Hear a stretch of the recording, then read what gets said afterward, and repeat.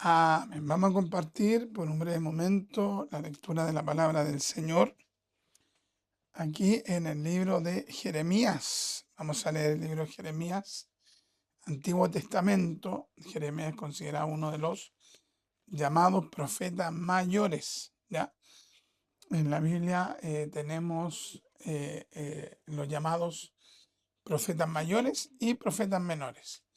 Mayores porque se les califica así porque lo extenso del libro de ellos es mayor que el de los otros profetas. Entonces está el profeta Isaías, el profeta Jeremías, el profeta Ezequiel y el profeta Daniel. Esos cuatro son considerados como los profetas mayores. ¿Ya? Y hay 12 otros profetas que son considerados como los profetas menores. No menores en unción, no menores en espiritualidad, sino que únicamente dice relación con lo extenso del libro. ¿Ya? Así que vamos a compartir la lectura de la palabra del Señor.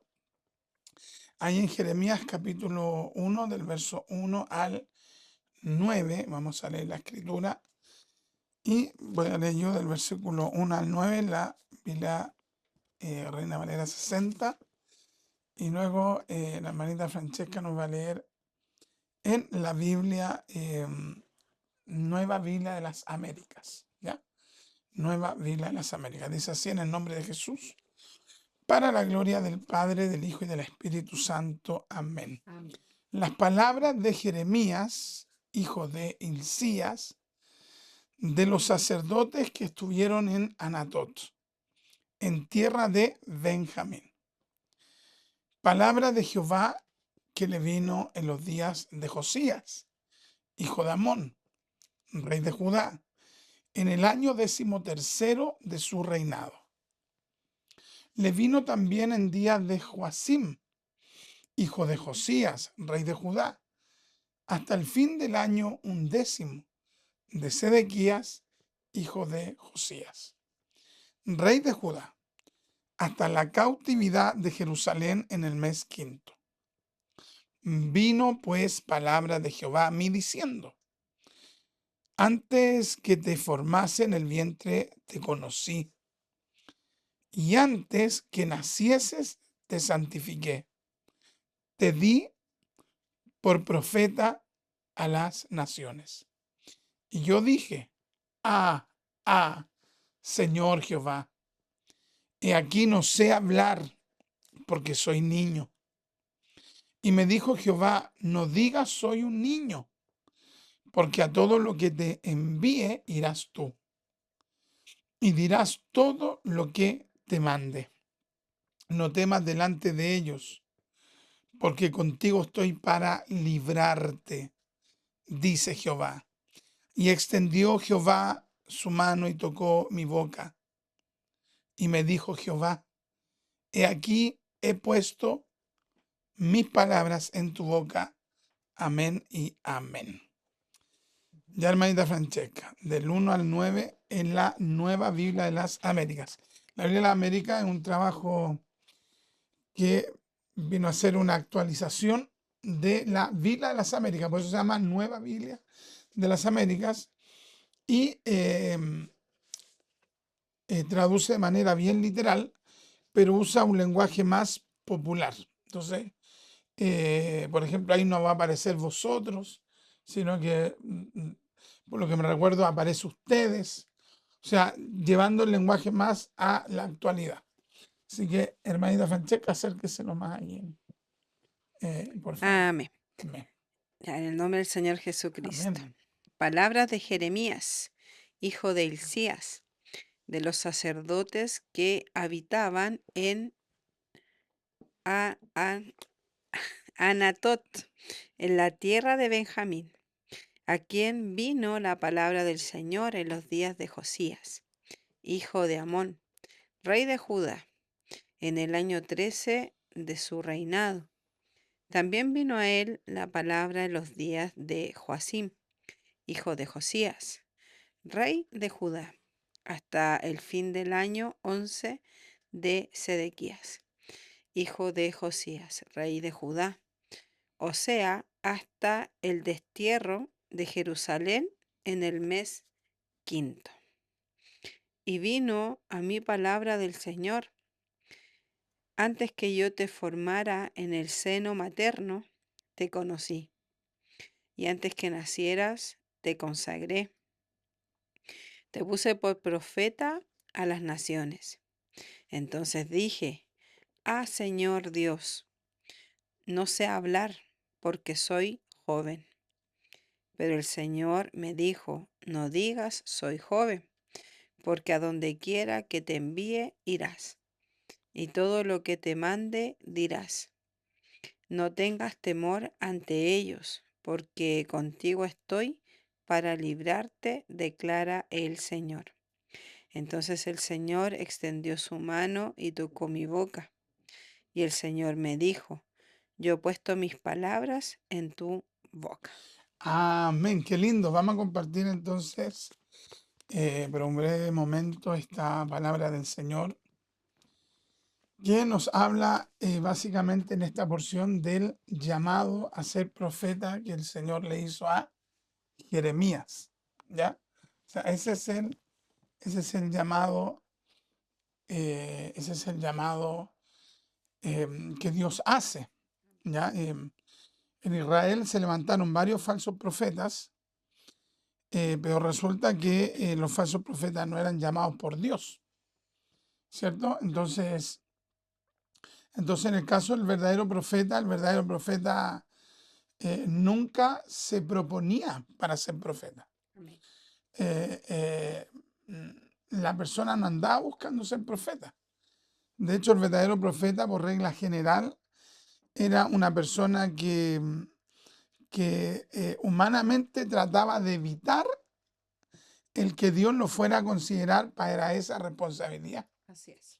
En cambio, el falso profeta no, pues el falso profeta que anhela ser un profeta, anhela ser todo un show, un espectáculo, eh, porque lo que no entiende esa persona es que el verdadero profeta no va a hablar lo que se le venga al corazón, sino que va a hablar lo que Dios quiere hablar por medio de él. En cambio, el falso profeta va a hablar lo que quiere. ¿Por qué? Porque por medio de eso puede sacar dividendos, puede sacar resarcimiento, puede sacar utilidades, puede decirle una profecía a alguien y dejarlo contento. O no solamente eso, porque también hay falsos profetas que también andan declarando juicio, pero de su corazón, para generar miedo en la gente, para generar como inseguridad. Entonces, el verdadero profeta sabe que solo va a hablar y va a poder hablar de parte de Dios. Entonces, en ese contexto, em, el profeta entendía la responsabilidad que iba a estar sobre sus espaldas. Amén. Es como, por ejemplo, cuando alguien quiere ser pastor, pero quiere ser pastor porque él quiere, o quiere ser evangelista porque él quiere. Es solamente un deseo de ellos. Pero la persona no se pregunta si es voluntad de Dios o no, porque quiere ser. Entonces, eso ya es una señal de que Dios no lo llamó. ¿Por qué? Porque el que Dios llama por lo general no quiere.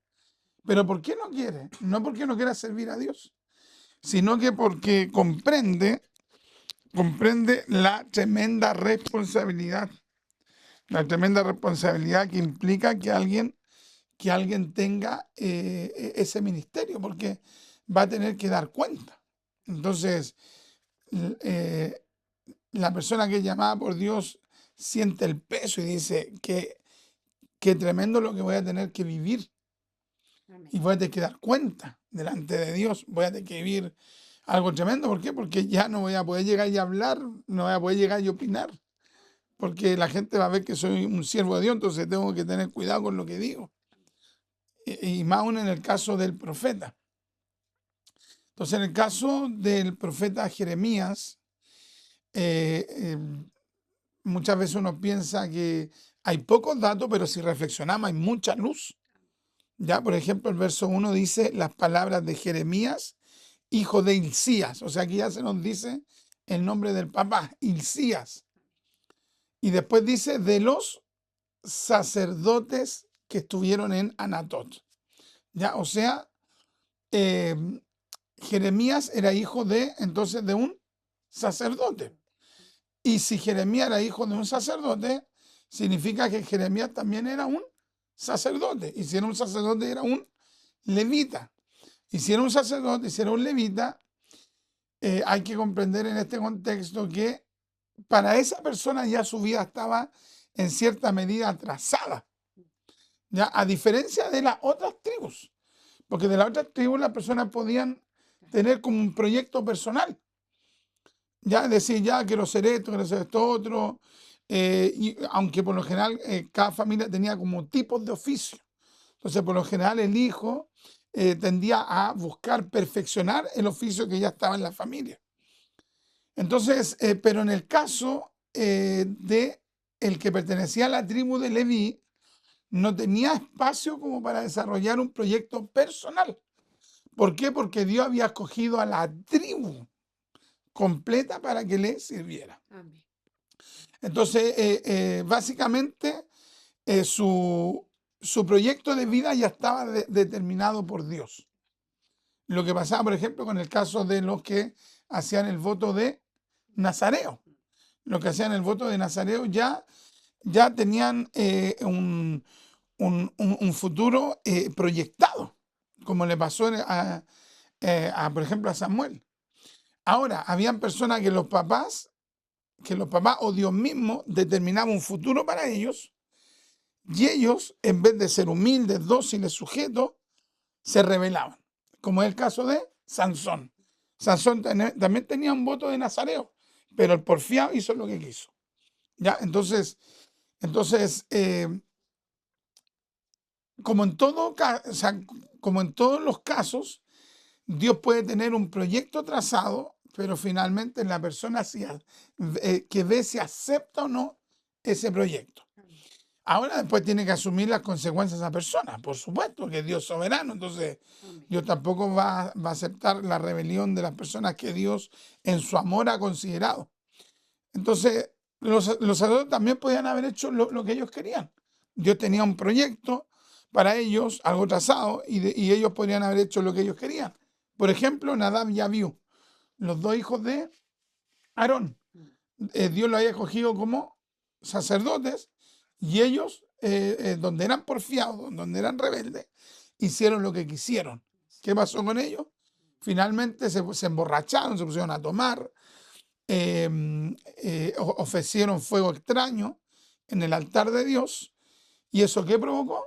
Provocó finalmente que la ira de Dios cayera sobre ellos y murieron en la misma dependencia del tabernáculo. Entonces, Dios tiene proyectos, pero son las personas las que deciden sujetarse o no a esos proyectos.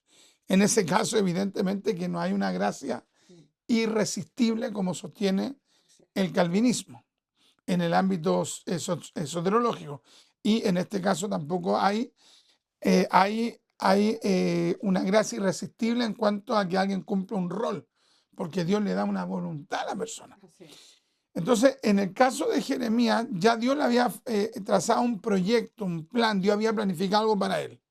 Pero Jeremías tenía que ver si aceptaba o no ese plan. Como hay tanta gente, de repente podemos ver y uno dice, pensar que él tenía toda como la pinta de que iba a ser un evangelista, que iba a ser un pastor, que iba a ser un predicador, que iba a ser esto, y después no se concreta. Y a lo mejor era así, pero la persona decidió seguir su rumbo. En el caso de Jeremías vemos que era hijo de sacerdote, él también había sido educado para ser sacerdote, su padre Hilcías era sacerdote, y ellos vivían en una zona que era la zona de Anatot, ya que era parte de la tierra de Benjamín. Ya ve que Jacob tuvo varios hijos, ¿cierto? Amén. Ya, y uno de los hijos se llamó José, ¿cierto? Y José tuvo dos hijos que eran Manasés y Efraín. Entonces, la tribu de José al final como que se subdividió y pasó a ser en realidad dos tribus. Aunque eran una pura tribu que tendría que haberse llamado la tribu de José, finalmente como que por voluntad de Dios, Jacob los adoptó y pasaron a ser 2 tribus. Entonces, en síntesis, habían 13 tribus en ese contexto. Habían 13 tribus, porque la tribu de José se la formó en 2. Y resulta que José tenía un hermano que se llamaba Benjamín.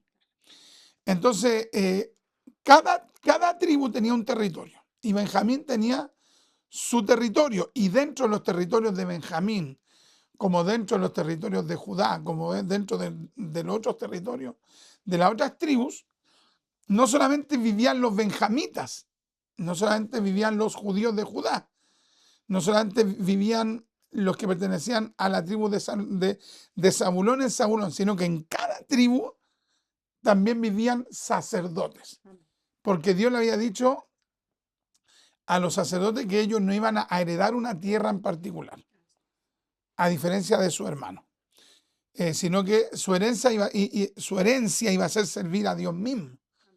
¿Ya? Entonces, aquí en Anatot, que era una tierra de Benjamín, vivían no solamente vivía Hilcías junto a Jeremías su hijo, sino que vivían muchos sacerdotes. ¿Ya? O sea, Jeremías vivía en Anatot, que era parte de los territorios de Benjamín, y allí no solamente vivía Jeremías junto a su papá Hilcías y posiblemente, naturalmente, la mamá, familiar, etcétera, sino que habían una serie de otros sacerdotes. Pero Dios, ¿a quién escogió? ¿A quién? No, sino a Jeremías. A Jeremías. Estamos hablando de los sacerdotes. ¿Ya? Y estamos hablando que Jeremías era uno de los sacerdotes. Y dentro de todos los sacerdotes, Dios escogió a Jeremías. ¿Y cómo Dios lo escogió? Como profeta. ¿Ya? O sea, no es que todos los sacerdotes eran profetas, sino que entre los sacerdotes, Dios escogió a un profeta. Y bueno, aquí se da todo el contexto, en el año, en la época, el rey que estaba presidiendo Israel en ese momento. Primero fue Josías, después tuvo su hijo Joacín, después tuvo Sedequías. Ya, todos esos reyes estuvieron mientras Jeremías fue profeta. Y resulta que Dios escoge a Jeremías y Dios lo escoge de entre muchos. Y esto es muy importante el considerarlo, que Dios lo eligió entre muchos otros. Dios nos coge a todos. Dios nos coge al que tiene currículum. Dios escoge, Dios aparta al que quiere. Entonces, el que fue escogido por Dios, por ejemplo, Jeremías podría haber dicho, pero ¿cómo si ya quedé dentro de los sacerdotes? Ahora más encima Dios me quiere usar. O sea, si Jeremías hubiera sido un carnal, hubiera sido un rebelde, Jeremías hubiera dicho, pero ¿cómo? Podría haber nacido en Judá, podría haber nacido en Efraín, podría haber nacido en Benjamín. Ya nací en la tribu de Leví, ya tengo proyectado cuál es mi futuro. Yo acepté el ser un sacerdote. Y ya esto es una responsabilidad gigante para mí. Y ahora más encima Dios me aparta como profeta. O sea, si hubiera sido un carnal hubiera dicho, pero ¿cómo? ¿Pero por qué Dios no levanta un profeta de otra tribu? ¿Me entiendes? Entonces, cuando una persona escogida por Dios tiene la opción de ver la honra que hay detrás, o tiene la opción de ver todo como un peso, pero como justo a mí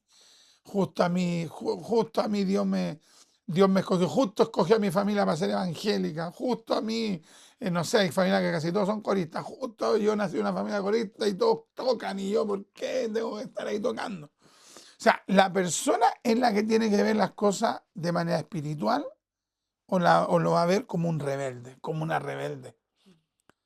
Ya, en este caso vamos a ver que Jeremías, reflexionando bien, cuando Jeremías pone ciertas trabas, en realidad no son trabas. Cuando él dice soy un niño, no es que él esté despreciando la honra, sino que él está viendo su incapacidad, de cómo él se siente incapaz.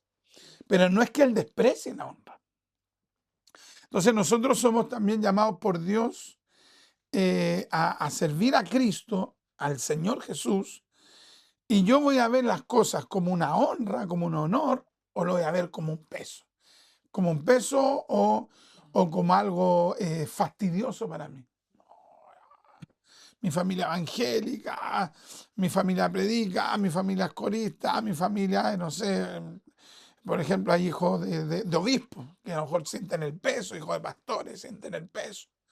Ellos pueden verlo así o lo van a ver de una manera espiritual. Dios, en su amor, teniendo a muchos alrededor de nosotros, para haber escogido, Dios me escogió a mí. Dios escogió a mi familia. ¿Y quién soy yo? Yo no merezco esta honra, es un honor. Así uno debería verlo. Pero hay gente que lamentablemente ve la elección de Dios casi como un castigo.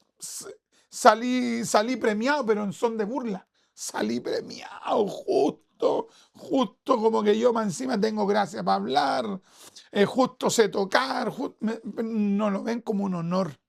Qué importante es que nosotros veamos que cuando Dios nos elige, no estamos hablando en el tema de la salvación, estamos hablando en el tema de cómo Dios coge a personas para que cumplan un rol dentro de sus planes.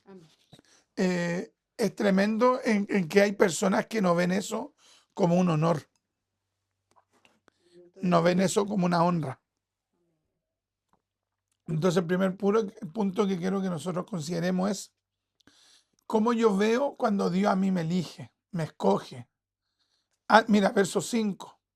Antes que te formase en el vientre te conocí.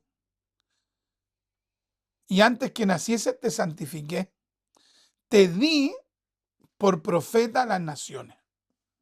¿Ya? Y la Nueva Biblia de las Américas traducía en vez de que te santifiqué, te consagré. Pero miremos, antes que te formase en el vientre te conocí. Imagínense usted. O sea, ahí estamos hablando de la tremenda omnisciencia, omnipotencia de Dios. Yo estaba estudiando en estos días, estaba viendo una conferencia relacionada acerca del Imperio Persa y estaba viendo acerca de las deidades que siguió el emperador Darío. Estos tópicos los voy estudiando yo también para que cuando uno predique, por ejemplo, del libro de Esther, o cuando uno hable acerca de otros periodos donde se menciona, por ejemplo, en el tiempo de Daniel, cuando se menciona el imperio medo-persa, que uno comprenda, por ejemplo, cómo Dios fue capaz de doblegar a personas que seguían a falsos dioses. El caso de Nabucodonosor, que era Babilonio.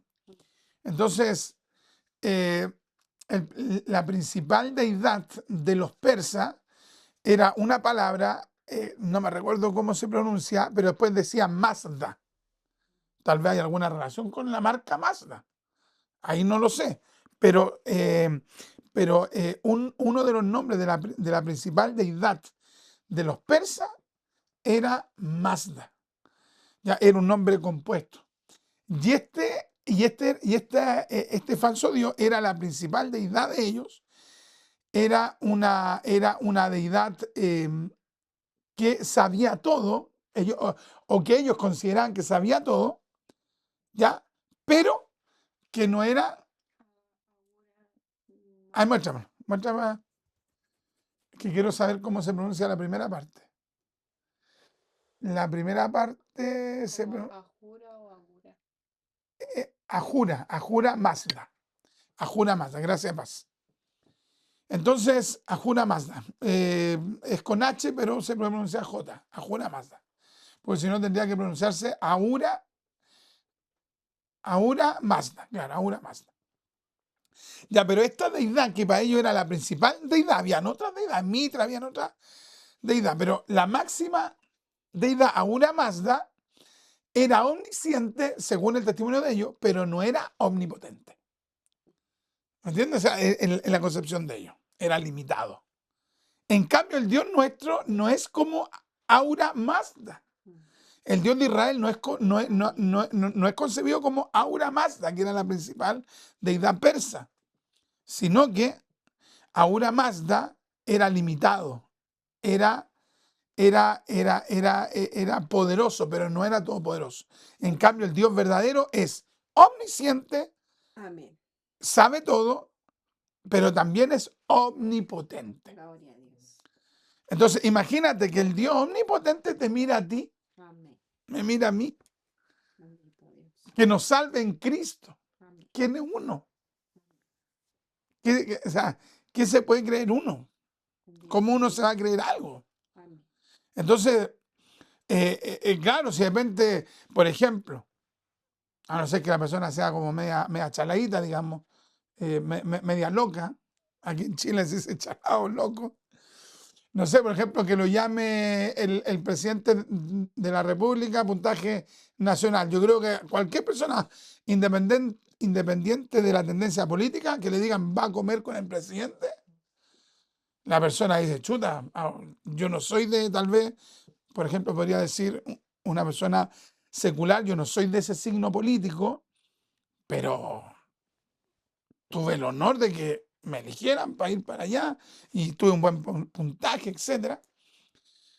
Y cualquiera lo vería como un honor, o que lo llame, no sé, un ministro a trabajar con él, con ella. Pero hay gente que no ve el valor que Dios lo mire, siendo Dios el Dios Bendito omnipotente, omnisciente, que lo sabe todo. Amén. Bendito Y Dios. nótese que aquí Dios los coge para ser profeta. Dice aquí, antes que te formase en el vientre te conocí. Amén. No dice antes que te formases. ¿Cómo dice? Pues eso es muy importante saber leer. Antes que te formase. O sea, Dios está diciendo, antes que yo te hiciera ahí Amén. en el vientre de tu madre, Bendito Dios. te conocí. O sea, antes que fuese concebido, Dios ya había dicho, Jeremías va a ser profeta. ¿Y cómo? Porque es Dios omnisciente. Amén. Antes que, no antes que naciera simplemente, ¿cierto? Porque podría haberlo escogido, ya se formó y que Dios dijera, ya, él va a ser profeta y ya sería algo tremendo. Amén. Pero aquí dice antes que se hubiese unido el papá con la mamá en la intimidad para que él fuera concebido, antes de eso Dios ya lo había escogido. O sea, este es el Dios omnisciente. Amén. Es el Bendito Dios omnipotente porque tiene el poder para escoger a esa persona y luego irla formando hasta que se cumpla el plan Bendito Dios. para la gloria de Dios. Amén. Y antes que nacieses, estaba en el vientre de su madre, antes que fuera dado a luz, ¿cierto? Fue gestado, ¿cuántos meses está en el vientre? 9 meses, ¿ya? Y antes que saliera, te santifiqué. Es decir, te consagré. Te di por profeta a las naciones. O sea, imagínense. Y esto dice, verso 4 dice, vino pues palabra de Jehová a mí diciendo. O sea, Dios se lo cuenta a Jeremías. Dios le cuenta a Jeremías, mira, antes que tú fueras concebido, antes que fueras dado a luz, yo ya te había escogido. Bendito Dios. O sea, para Jeremías debió haber sido un bombazo. O sea, ¿cómo Dios pudo haberme elegido como profeta si yo todavía no era concebido? Amén. Tampoco había sido dado a luz para que Dios me consagrara. Alabanza. O sea, Dios me conoce antes que yo lo conozca. Amén. Eso realmente para mí es algo impactante, Alabanza al Señor. muy impactante. Un día yo iba manejando el vehículo, parece que íbamos en la camioneta, iba yo en la Chevrolet en Loop, la Paloma, íbamos en la Paloma, iba yo en la Paloma manejando. Y yo iba orando en el vehículo. Y todavía me acuerdo, iba por Nonatocó, imagínate. Iba por Nonatocó casi llegando a Luis Mate. Ahí iba, manejando. Todavía me recuerdo. Entonces, de repente como que yo siento en mi corazón que Dios me habla y me dice, me ama. Y yo le dije, yo le decía al Señor, Yo lo amo, Señor. Usted es lo más importante para mí. Desde que me convertí, usted ha sido lo más importante para mí. Y, y siento cómo Dios me habla a mí y me dice, sí, yo sé que tú me amas. Yo sé que tú me amas. Pero yo te amaba antes que tú me amaras. O sea, todos esos años que yo no le conocí, porque yo conocí al Señor, ahí le comencé a amar. Pero ¿y todos los otros años? Desde que nací, desde que fui concebido, que tuve 1 año, 2 años, 3 años, yo no sabía nada de Dios. Tal vez me llevan a la iglesia, pero yo no sabía nada. Y a los 10 años tampoco sabía nada. A los 11, 12, 13 años, 14 años andaba leyendo literatura esotérica de la nueva era, que no hablaban del verdadero Dios. Y Dios me ministraba ahí. Antes que tú me conocieras, yo ya te conocía y yo ya te amaba. Y me coloco a llorar en la camioneta. Iba manejando y lloraba. Y yo decía, increíble, nunca había pensado esto. Porque realmente creemos que Dios nos comenzó a amar cuando le conocimos. No, no, Dios ya nos amó antes. Y es por eso que envió al Señor Jesús. Porque nos amó antes. Antes que te formase en el vientre te conocí. Y antes que naciese te santifiqué. Te di por profeta a las naciones. Y yo dije, Señor Jehová, he aquí no sé hablar, porque soy un niño. Aquí él no está rechazando el llamado, él está viendo su incapacidad. Y me dijo Jehová, no digas soy un niño. Otros traducen joven. Y tal vez más alguien diga, pero ¿por qué? Pues algunos pueden traducir joven, porque la palabra hebrea, creo que ahí es nar, puede ser traducida como niño o joven, de acuerdo al contexto. Pero sí se está refiriendo de una persona muy pequeña. O muy inexperta, esa es la palabra, muy inexperta.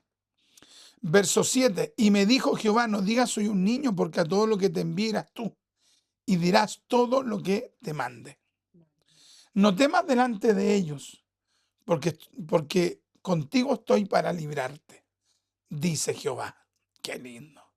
Y extendió Jehová su mano y tocó mi boca, y me dijo Jehová, he aquí que he puesto mis palabras en tu boca. Qué tremendo.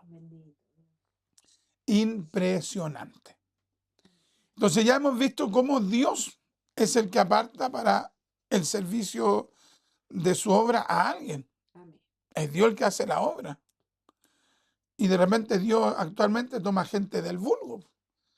Gente que estuvo preso, gente que fue un indigente, gente que estuvo en la peor condición. Pero no solamente a ellos, de repente escoge a alguien de la aristocracia. Escoge a un hijo de un millonario. Yo me recuerdo que estaba estudiando una biografía y, por ejemplo, el que fundó, el que amasó la fortuna de los Rockefeller, ¿ya? El que amasó esa fortuna, una de las esposas no sé si es del primero o del segundo, pero era profundamente cristiana. Y entre medio de todos los millonarios, ella como una mujer millonaria, amaba profundamente a Dios. Y uno dice, pero ¿cómo entre medio de esa familia, con tanta plata, amaba a Dios? Son cosas misteriosas. ¿Por qué? Porque Dios no es que, como lo ven, por ejemplo, una facción del catolicismo romano que se llama, o sea, no es una facción, es una forma de entender la teología católica, que es un movimiento, ya que es el movimiento de la teología de la liberación, que no es lo mismo que la teología liberal, la teología de la liberación. Y la teología de la liberación promueve un catolicismo social. Entonces, para ellos, Dios solo vino a los pobres. Dios solo está preocupado en los pobres. E interpretan la Biblia en base a el marxismo. Una cuestión totalmente chanta, aunque esto ya lo ha hecho el catolicismo anteriormente. Lo hicieron, por ejemplo, también con Aristóteles. Tomaron a Aristóteles y comenzaron a interpretar la Biblia por medio de la filosofía aristotélica. A eso se le llamó la escolástica, la teología católica escolástica, que mezclaba la filosofía de Aristóteles con la teología católica. Y anteriormente también lo habían hecho también con Platón. Ya, por ejemplo, Agustín también seguía la filosofía platónica. Entonces, estas mezclas se han dado muchas veces en el catolicismo romano. Entonces, es muy importante que nosotros comprendamos de que es un honor que Dios a nosotros nos llame. Primero, que nos llama a la salvación en Cristo. O sea, es el máximo honor que nadie podría pagar. Y segundo, que también, supeditado a lo primero, es un honor que Dios nos llama a servirle, que Dios nos considere para sus planes. Y Dios nos considera para sus planes no porque le falte a alguien. ¿Me entiendes? No porque chuta, no tengo a nadie. Dios podría hacer un montón de cosas prescindiendo de nosotros usando un ángel. Listo. Es lo mismo, por ejemplo, cuando Dios toca a alguien para ofrendar, para bendecir. Dios necesita de mi dinero o de nuestro dinero para hacer su obra. ¿Lo necesita? No lo necesita porque Él es el dueño del oro y la plata. Dios podría hacer caer del cielo billetes. Pero Dios no lo hace así porque Dios quiere que la gente participe de sus planes y de esa forma la persona luego es bendecida. Entonces, qué importante es considerar esto, que el Dios Todopoderoso nos escogió a nosotros. Nos escogió a nosotros para servirle. ¿Ya? Y en este caso nos escogió para predicar, para evangelizar, para hacer su obra. En el caso de Jeremías, Dios lo escogió para ser profeta. Pero Jeremías siempre tuvo la posibilidad de decir no. Sansón tuvo la posibilidad de no hacer la voluntad de Dios y no la hizo. ¿Quién más? Saúl no, tuvo la posibilidad de decir no y finalmente no quiso hacer la voluntad de Dios. Entonces, ¿de qué manera nosotros nos vamos a acercar al llamado de Dios para servirle? Jeremías recibió este llamado y finalmente se sujetó a este llamado. Dios lo eligió. ¿Qué necesita? Ahora vamos a hablar de Jeremías. No sé cuánto se nos pasó el tiempo. Yo quería hablar 30 minutos, pero ya tenemos 35 minutos, 37 minutos. Vamos a hablar ahora de Jeremías brevemente. ¿Qué cualidades tuvo Jeremías para cumplir el plan de Dios? Para que Jeremías pudiese cumplir el plan de Dios, necesitó humildad. Él necesitó humildad. ¿Por qué? Porque él podría haber dicho, no, yo ya soy de la tribu de Leví, soy sacerdote, yo no estoy dispuesto a hacer la obra de Dios. Pero él le dijo, soy un niño, otras versiones traducen, soy un joven. ¿Pero qué significaría eso? Parafraseando, soy inexperto. Soy inexperto y Dios le dijo, vas a hacer lo que yo te diga. Y él, ¿qué es lo que hizo? Fue humilde. Acató la voluntad de Dios. Primera característica de Jeremías, fue humilde. Anote usted eso allí. Fue humilde. Número 1, fue humilde. Número 2, fue obediente. Fue obediente. Fue obediente. Dios le dijo, vas a hacer esto, esto y esto. Y Jeremías fue un hombre obediente. Y fue un hombre obediente no teniendo al pueblo como que lo apoyara. Los sacerdotes, los otros sacerdotes no lo apoyaban. Sino que, de hecho, el principal sacerdote, o uno de los principales que había en ese tiempo en Jerusalén, era Pasur. Otros lo traducen como Fasur. Y Fasur se lo puso todo el tiempo a Jeremías. A tal punto que unió con el rey, lo lanzaron, y unió con los falsos profetas, lo lanzaron a una cisterna, que era como, ¿cómo decirlo? Como un hoyo en la tierra, como un pozo, pero sin agua. Pero que abajo, por lo general, tenía barro. O sea, tenía como residuo de agua. Y lo lanzaron allí.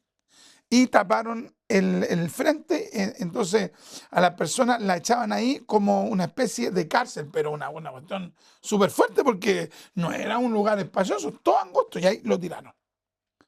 Fue obediente sabiendo que tenía un pueblo que no quería recibir lo que él predicaba. ¿Cuál fue la primera característica? ¿O cuál es la primera característica que él tuvo? Humildad. Fue un hombre humilde. 2, fue un hombre obediente para cumplir la misión de Dios. Número 3, ¿qué otra característica tuvo Jeremías? Jeremías iba a tener que tener, y así lo tuvo que tener fe. Tuvo que tener fe. Porque Dios le dijo, anda y predícale a ese pueblo, sabiendo que el pueblo era apóstata, era rebelde, era porfiado. Pero él fue de fe y dijo, yo voy a ir y Dios me va a respaldar. 3, fue un hombre de fe. 4, fue un hombre valiente. Dice, verso 8, no temas delante de ellos, porque contigo estoy para librarte, dice Jehová. ¿Por qué Dios le dice esto? Porque sabía que el pueblo se iba a rebelar contra Jeremías. Y eso le iba a generar a Jeremías un grado de temor. Pero Dios desde antes, ¿qué es lo que le dijo? No temas. No temas. Es decir, Jeremías iba a tener que ser valiente. Por lo tanto, para recapitular esta pequeña reflexión de este día domingo, en esta tarde, para recapitular, cualquier persona que quiera aceptar el llamado de Dios, de que Dios, digamos, de que Dios lo haya escogido o que Dios lo haya escogido para cumplir una función en la obra de Dios, va a necesitar mínimo estas 4 características. 1, humildad. 2, obediencia. 3, fe. 4, valentía. Valentía no es lo mismo, como siempre lo hemos enseñado, no es prepotencia.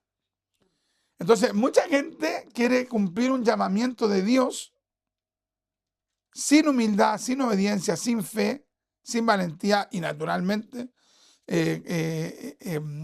todo esto es movido por el amor, ¿cierto? O sea, el amor, porque Jeremías tenía que amar a Dios porque todas estas otras cualidades nacen del amor. Humildad, obediencia, fe, valentía. Entonces, Dios siempre va a cumplir su parte.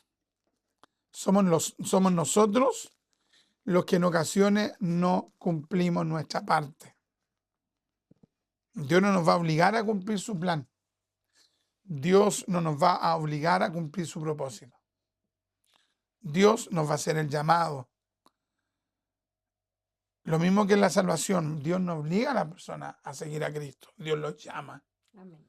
Y son las personas las que aceptan ese llamado o lo rechazan. Entonces, Dios no pasa por alto el libre albedrío de las personas. Son las personas, son los hijos del Señor. Es el creyente el que debe comenzar a orar en dirección o en esta dirección, Dios mío. Deme humildad. Humildad no significa ser tonto. ¿Ya? Es como cuando la gente cree que es manso, la persona no tiene carácter. No. La humildad implica que la persona reconoce que es pequeño, que fue creado incluso del polvo de la tierra, porque de allí fue creado el ser humano. Y esa persona fue formada por Dios. En el caso de Adán, fue formado del polvo de la tierra. Entonces sabe la fragilidad que tiene. Entonces la persona humilde reconoce su fragilidad. Entonces no tiene nada que ver con falta de carácter, con que le coloquen el pie encima. No tiene nada que ver con eso. Necesitamos verdadera humildad. Jesús mismo dijo, aprended de mí que soy manso y humilde de corazón, que Dios nos ayude. Necesitamos humildad, obediencia, fe, valentía. Y esto tenemos que pedírselo a Dios en oración. Dios mío, deme humildad, obediencia, fe y valentía. Amén. Que Dios nos bendiga. Los que quieran ahí comentar, si es que hay alguien que está conectado. Y vamos a orar al Señor. Ya voy a pedir a la hermanita Francesca que pueda hacer una pequeña oración. Y vamos a estar culminando esta pequeña reflexión de día domingo en la tarde. Esperamos que sean bendecidos los hermanos que pudieron ver o los que lleguen a ver en otro horario, en otro momento. Déjenos sus comentarios, sus saludos allá. Y necesitamos tener humildad, obediencia, fe, valentía. La humildad también implica también un grado de sumisión, docilidad. Bueno, uno podría hablar tantas cosas. Amén. Señor amado, Dios del cielo, Amén. queremos ir delante de su presencia, Dios, dándole gracias por su palabra, Dios mío. Sabemos que muchas veces Sí, mi amor. somos porfiados, somos desobedientes, no somos humildes, somos lo contrario de lo que fue Jeremías, Señor. Pero Amén. ayúdanos, Señor, a tener esas características, Dios Sí, mío, mi Padre de amado. Jeremías para poder andar en sus planes, Señor. Ayúdame. Ayúdenos, Señor, porque muchas veces uno quiere hacer sus planes, Así o uno es. quiere hacer nuestros propósitos, pero Amén. usted, Dios mío, tiene un propósito con nosotros, Señor. Permítanos Ayúdanos. ser dóciles Amén. a esos planes, permítanos ser dóciles, Señor, Dios del cielo, a sus propósitos, Dios Solo por mío, por misericordia. misericordia. Denos ese corazón que tenía Jeremías, Señor, de tomar la decisión de hacer sus planes, Dios Así mío. es. Gracias le damos, Señor, por su palabra Por su y maravillosa permita que palabra. esa palabra quede atesorada en nuestro corazón, Dios mío, Amén, mi por amén. misericordia, en el nombre de Jesús. Amén y amén. Amén. Gloria a Dios, gloria a Gloria a Dios, Dios, gloria a gloria a Dios. Dios, gloria a Dios. Le va a dar una oportunidad a la maestra Francesca para que comente brevemente y para culminar. Bueno, que el Señor nos ayude a poder tener estas características de Jeremías, ya que se mencionaban la humildad, la obediencia, la fe, valiente. Yo pensaba en esta parte que dice que era valiente. Por ejemplo, en el caso de él podría haber dicho no, porque me pueden atacar. Claro, O sea, todas las cosas que le vinieron, pero él podría haber dicho al comienzo, no lo quiero hacer por aquello, porque el pueblo era rebelde. Pero él igual quiso hacerlo a pesar de la dificultad que él pensaba que se le venía y de hecho se le vino más adelante. Entonces, es impresionante estas características, como decía el hermano Richard, quizás muchas más características. Em, y bueno, que el Señor nos ayude a cumplir los planes de Dios. Muchas veces queremos hacer nuestros planes y Dios ya tiene un plan para nosotros, pero uno quiere hacer otras cosas. claro. Entonces, Señor, no hay y en el nombre de ponemos Jesús. excusas. Uno pone excusa, ¿ya? Porque en el caso de Jeremías, él se sentía incapaz, Claro. pero uno muchas veces no es que uno sea incapaz, sino que Ni uno que se tiene, sienta incapaz. claro, quizá uno tiene las capacidades, pero pone excusa para no hacer la voluntad del Claro. Señor. Entonces, No, por ejemplo, en el caso de Jeremías, él lo dijo la vez, claro, pero de repente Dios, o sea, pero de repente Dios está esperando a una persona. La está llamando 1 año, 2 años, hay gente que ha retrasado los planes de Dios en su vida, 10 años, 20 años. claro. Entonces, en el caso de Jeremías, él veía su incapacidad, pero él de igual forma quiso hacer la voluntad del Señor. Tremendo. Entonces, y bueno, tiene que haber sido impresionante para Jeremías, como tú mencionabas, que el Señor le dijo que lo conocía antes que lo formase, después en el vientre. O sea, solamente Dios podía ver eso, pues, nadie más, ni siquiera la mamá podía ver cómo era su hijo, pues. Claro. Buen Porque, punto. porque, por ejemplo, en el caso de ahora, claro, quizás lo pueden ver dentro del vientre con la tecnología que hay. Claro. En ese tiempo ni siquiera eso podían ver las mamás, po.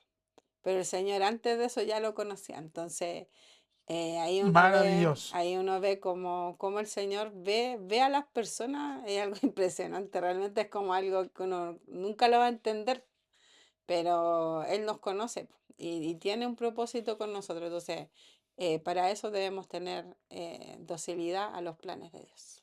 Amén, amén. Así que Dios les bendiga, mis amados. Gracias por haber compartido con nosotros, los que se dispusieron. Y como ustedes saben, esta predicación solamente está 30 días en el Facebook, pero usted la puede encontrar luego en nuestro canal de YouTube, Richard Riquelme, predicador. Ahí la puede ver las veces que usted estime pertinente verla, tomar apunte, etcétera. ¿Ya? Que Dios les bendiga, mis amados. Un fuerte abrazo en Cristo. Ahí deje su like, su comentario y comparta el programa para la gloria de Dios.